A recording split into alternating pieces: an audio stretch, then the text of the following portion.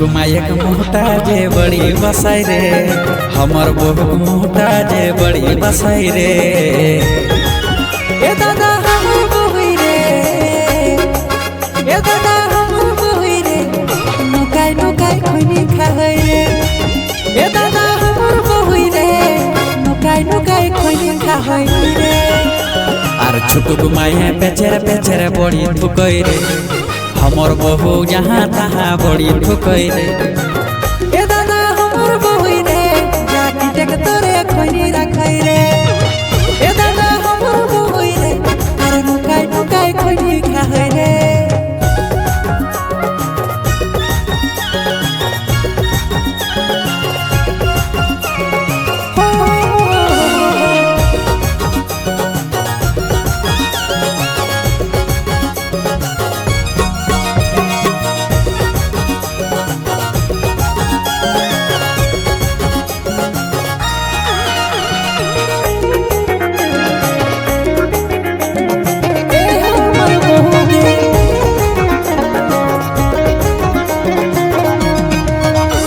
अरे जकर तकर ठिने जाके खैनी मांगै रे, की कहबो दादा हमें लाजाई जाही रे।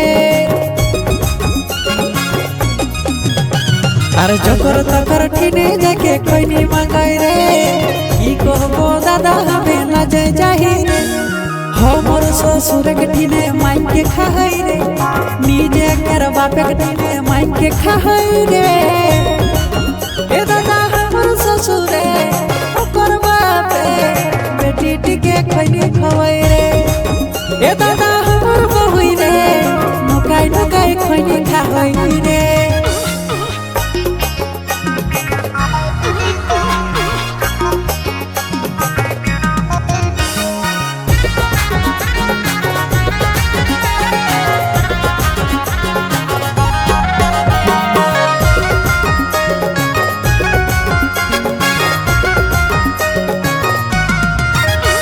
अरे खैनी खाई के दांत गुलन पहुँचाई ले रे, देह लई चुमा तखन बसा रे।